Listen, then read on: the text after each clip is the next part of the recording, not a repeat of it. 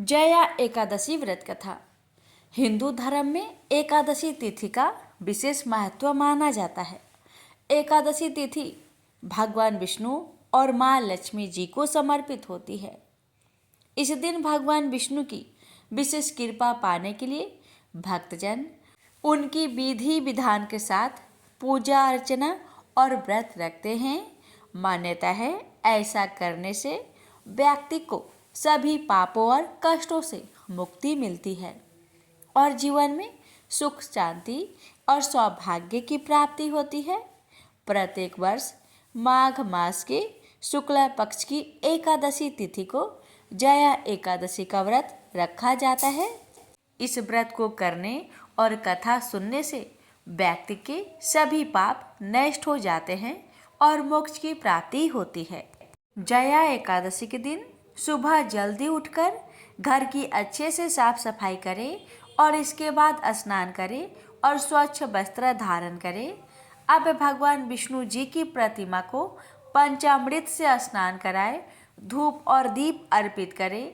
अब भगवान विष्णु जी को पीले फूल, फल, धूप, दीप, नैवेद्य आदि अर्पित करें। विष्णु सहस्त्र नाम का पाठ करें। जया एकादशी के दिन व्रत कथा का पाठ करें या फिर सुने। रात्रि में जागरण करें और भगवान विष्णु के भजन गाएं। अगले दिन द्वादशी के दिन व्रत का पारण करें। अब आइए रसपान करें एकादशी की व्रत कथा। प्राचीन काल में रुकमांद नामक एक राजा थे। भगवान विष्णु की आराधना ही उनका जीवन था। वे चराचर जगत में अपने आराध्य भगवान के दर्शन करते तथा पद्मनाभ भगवान की सेवा की भावना से ही अपने राज्य का संचालन करते थे। वे सभी प्राणियों के प्रति क्षमा भाव रखते थे। राजा रुकमांद ने अपने जीवन में अपनी समस्त प्रजा एवं परिवार सहित एकादशी व्रत के अनुष्ठान का नियम धारण कर रखा था। एकादशी के दिन राज्य की ओर से घोषणा होती थी कि आज एकादशी के दिन 8 वर्ष से अधिक और 25 वर्ष से कम आयु वाला जो भी मनुष्य अन्न खाएगा वह राजा की ओर से दंडनीय होगा। एकादशी के दिन सभी लोग गंगा स्नान एवं दान पुण्य करते थे। राजा के धर्म की ध्वजा सर्वत्र फहराने लगी। धर्म के प्रभाव से प्रजा सर्वथा सुखी एवं समृद्ध थी। राजा रुकमांद का गृहस्थ जीवन पूर्ण रूप से सुखमयी था। वे पीतांबरधारी भगवान श्री हरि की आराधना करते हुए मनुष्य लोक के उत्तम भोग भोग रहे थे। उनकी पतिव्रता पत्नी संध्यावली साक्षात भगवती लक्ष्मी का दूसरा रूप थी। वह सभी दृष्टि से पति का सुख संपादन करने में आदित्य थी। पति का सुख ही रानी संध्यावली का जीवन था। पति की सेवा वह अपने हाथों से करती थी। का पुत्र धर्मागत गुणों में अपने पिता के अनुरूप ही था। उसकी भी बुद्धि भगवान श्री हरि की चरणों में लग गई थी। वह अपने माता पिता का आज्ञाकारी था। उसमें राज्य संचालन की पूर्व योग्यता थी तथा मदिरा एवं जुआ आदि कोई दुर्व्यसन न थी। वह भी प्रजा पालक एवं प्रजा की रक्षा में सदा तत्पर रहता था। राजा रुकमांद ने अपने पुत्र धर्मागद के गुणों से प्रसन्न हो राज्य संचार का भार उसके कंधों पर देना आरंभ कर दिया। श्री विष्णु जी की आराधना एवं एकादशी व्रत के प्रभाव से राजा से समस्त प्रजा सुखी थी। मृत्यु के पश्चात सभी बैकुंठ धाम में जाने लगे। नरक के द्वार तक कोई नहीं जाता था। संपूर्ण नरक सूना हो गया। सूर्य पुत्र यमराज एवं चित्रगुप्त के लिए कोई कार्य रहा ही नहीं। जब सभी प्रजाजन बैकुंठ जाने लगे तब यमराज किन्हें दंड दे और चित्रगुप्त किनके कार्य का हिसाब रखे। अंत में ब्रह्मा जी की सभा में पहुंचे। उन्होंने ब्रह्मा जी से राजा रुकमांद के प्रभाव का वर्णन करते हुए कहा, पितामह भगवान विष्णु की आराधना एवं एकादशी व्रत के प्रभाव से समस्त प्राणी वैकुंठ धाम को प्राप्त हो रहे हैं। नरक में कोई प्राणी नहीं आ रहा है। लंबे समय से हम लोग व्यर्थ बैठे हैं। यह सुनकर ब्रह्मा जी को अत्यंत प्रसन्नता हुई। वे मन ही मन भक्तराज रुकमांद को नमन करने लगे। ब्रह्मा जी रुकमांद की ऐसी अद्भुत महिमा को और बढ़ाना चाहते थे। उन्होंने अपने मन के संकल्प से एक अत्यंत सुंदर एवं लावण्यवती नारी को प्रकट किया। उस नारी का नाम मोहिनी था।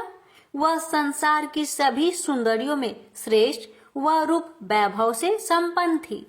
एक दिन राजा रुकमांद वन भ्रमण के लिए निकले हुए थे। उसी वन में वह मोहिनी अत्यंत मधुर बीना बजा रही थी। उस रूप राशि को देखकर राजा रुकमांद मोहित हो गए।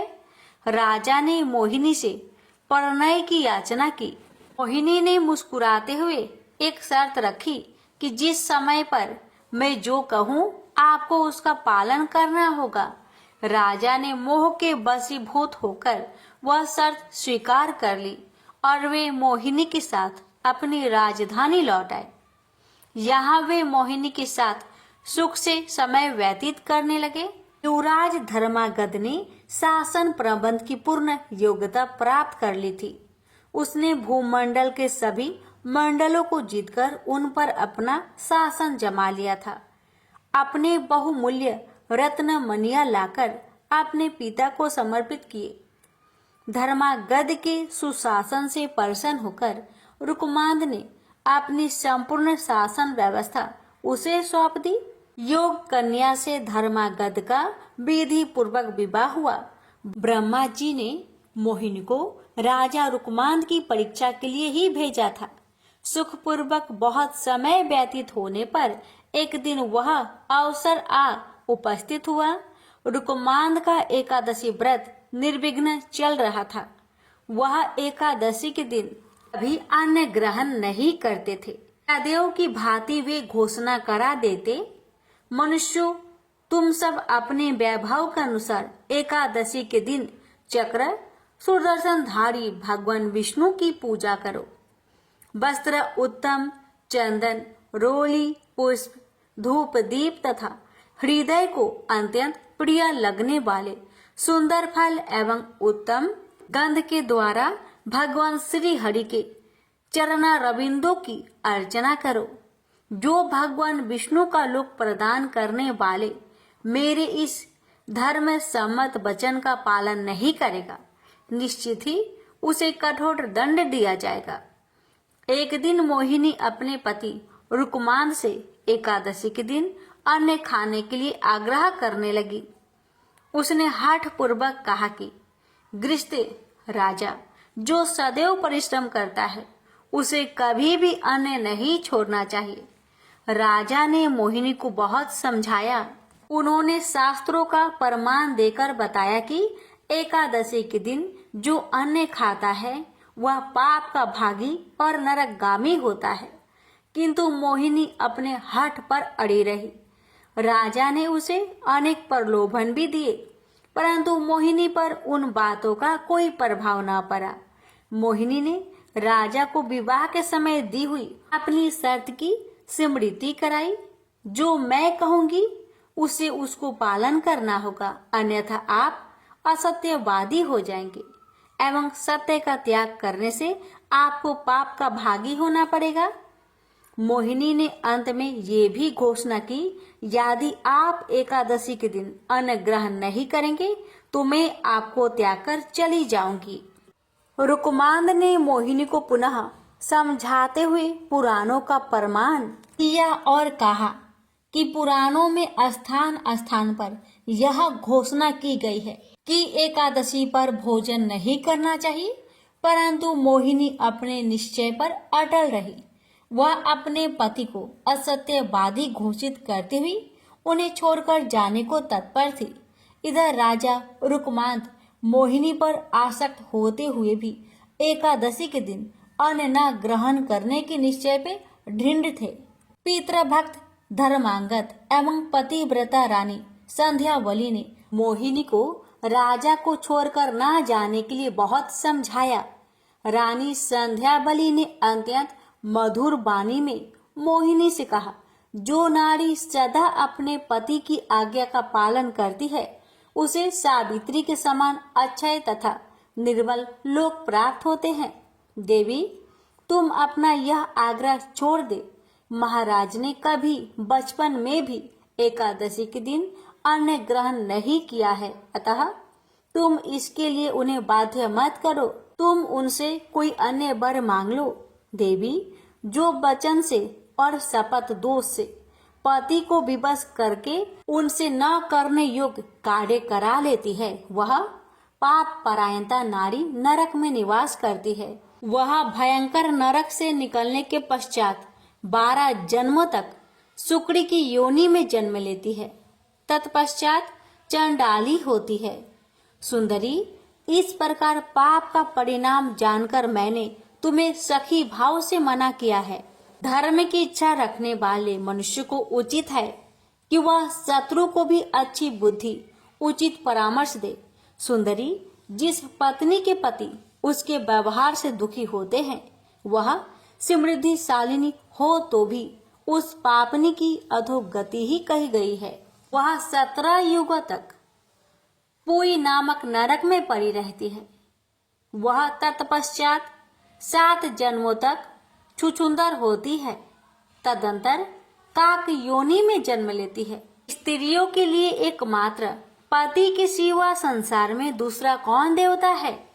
इतनी अच्छी बातें सुनने पर भी मोहिनी की बुद्धि शुद्ध नहीं हुई। उसकी भाभी उसके सिर पर नाच रही थी।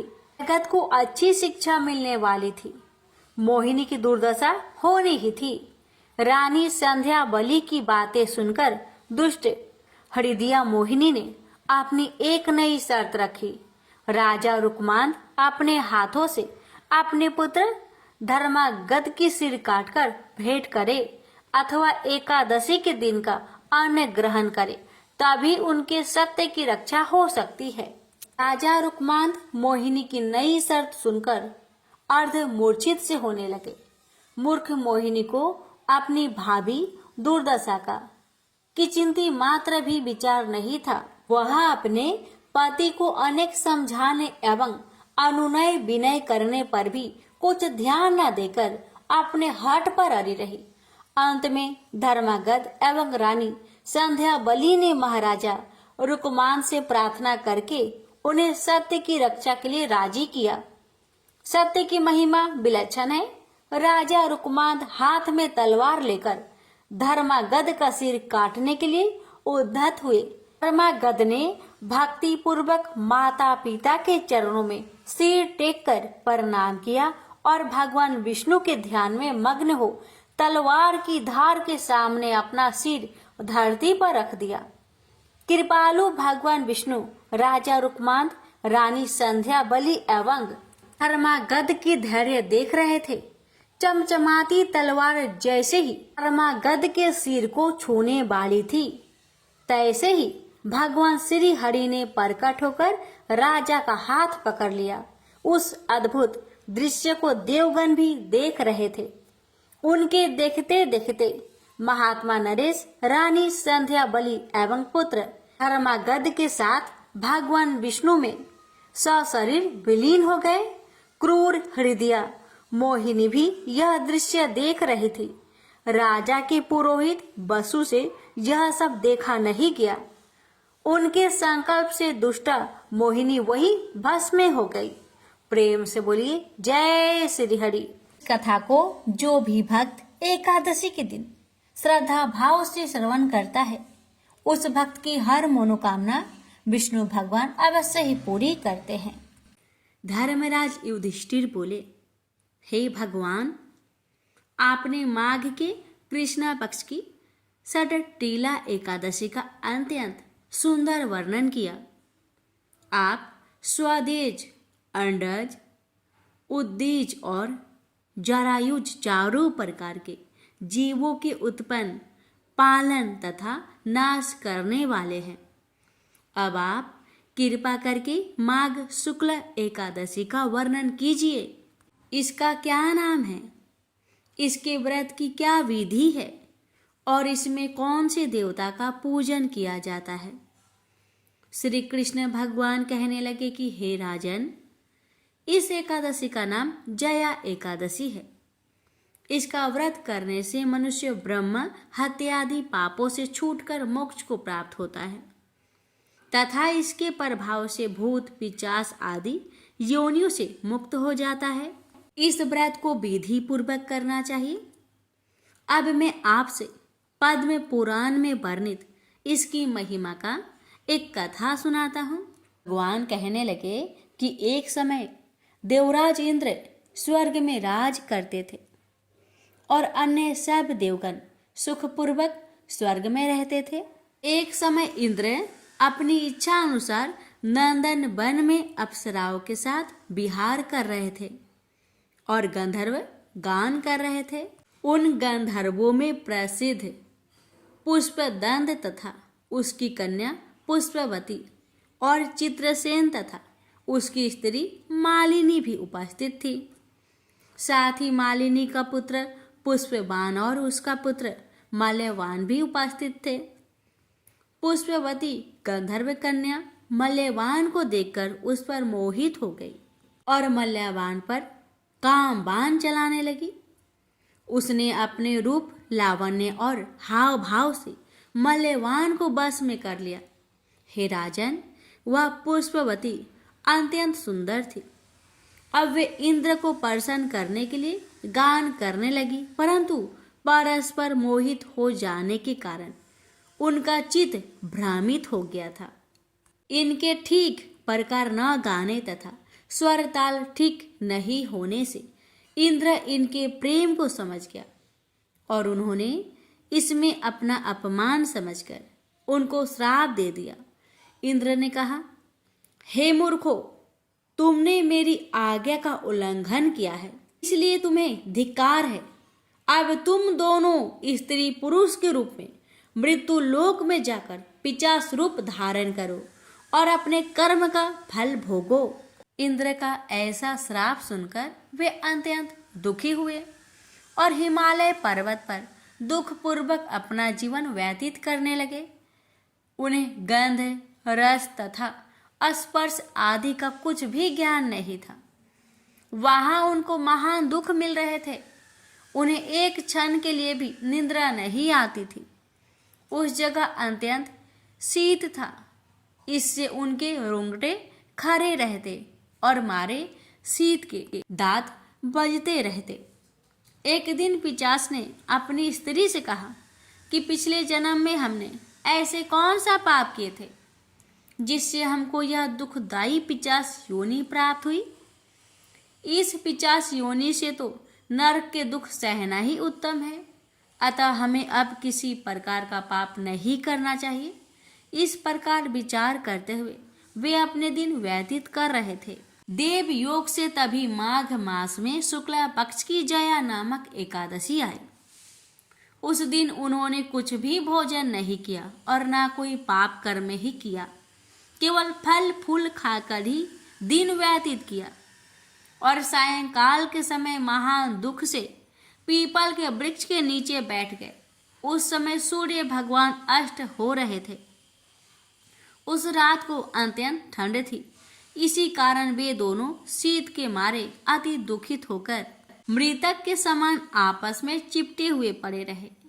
उस रात्रि को उनको निद्रा भी नहीं आई। हे राजन, जया एकादशी के उपवास और रात्रि के जागरण से दूसरे दिन प्रभात होते ही उनकी पिशाच योनि छूट गई। अत्यंत सुंदर गंधर्व और अप्सरा की देह धारण कर सुंदर वस्त्र भूषणों से अलंकृत होकर उन्होंने स्वर्ग लोक को प्रस्थान किया। उस समय आकाश में देवता उनकी स्तुति करते हुए पुष्प वर्षा करने लगे। स्वर्ग लोक में जाकर इन दोनों ने देवराज इंद्र को प्रणाम किया। इंद्र इनको पहले रूप में देखकर अत्यंत आश्चर्यचकित हुआ और पूछने लगा कि तुमने अपनी पिशाच योनि से किस तरह छुटकारा पाया, सो सब बतलाओ। मल्यवान बोले कि हे देवेंद्र, भगवान विष्णु की कृपा और जया एकादशी के व्रत के प्रभाव से ही हमारी पिशाच देह छूटी है। तब इंद्र बोले कि हे मल्यवान, भगवान की कृपा और एकादशी का व्रत करने से न केवल तुम्हारी पिशाच योनि छूट गई, वरन हम लोगों के भी वंदनीय हो गए, क्योंकि विष्णु और शिव के भक्त हम लोगों के वंदनीय हैं। अतः आप धन्य हैं। अब आप पुष्पवती के साथ जाकर विहार करो। श्री कृष्ण भगवान कहने लगे कि हे राजा युधिष्ठिर, इस जया एकादशी के व्रत से बूढ़ी योनि छूट जाती है। जिस मनुष्य ने इस एकादशी का व्रत किया है, उसने मानो सब यज्ञ, जप, दान आदि कर लिए। जो मनुष्य जया एकादशी का व्रत करते हैं, वे अवश्य ही 1000 वर्ष तक स्वर्ग में वास करते हैं। प्रेम से बोलिए जय श्री हरि। एकादशी माता की कथा प्राचीन समय की बात है। सतयुग में मुर नामक दानव रहता था। वह बड़ा ही अद्भुत, अत्यंत रौद्र तथा संपूर्ण देवताओं के लिए भयंकर था। उस काल रूपधारी दुरात्मा महासुर ने इंद्र को भी जीत लिया था। संपूर्ण देवता उससे परास्त होकर स्वर्ग से निकाले जा चुके थे और शंकित तथा भयभीत होकर पृथ्वी पर विचरा करते थे। एक दिन सब देवता महादेव जी के पास गए। वहां इंद्र ने भगवान शिव के आगे सारा हाल कह सुनाया। इंद्र बोले, महेश्वर, ये देवता स्वर्ग लोक से निकाले जाने के बाद पृथ्वी पर विचर रहे हैं। मनुष्यों के बीच रहना इन्हें शोभा नहीं देता। देव, कोई उपाय बतलाइए। देवता किसका सहारा ले? महादेव जी ने कहा, देवराज, जहाँ सबको शरण देने वाले, सबकी रक्षा में तत्पर रहने वाले जगत के स्वामी भगवान गरुड़ ध्वज विराजमान हैं, वहाँ जाओ। वे तुम लोगों की रक्षा करेंगे। महादेव जी की यह बात सुनकर परम बुद्धिमान देवराज इंद्र संपूर्ण देवताओं के साथ क्षीर सागर में गए, जहाँ भगवान गदाधर सो रहे थे। इंद्र ने हाथ जोड़कर उनकी स्तुति की। इंद्र बोले, देवेश्वर, आपको नमस्कार है।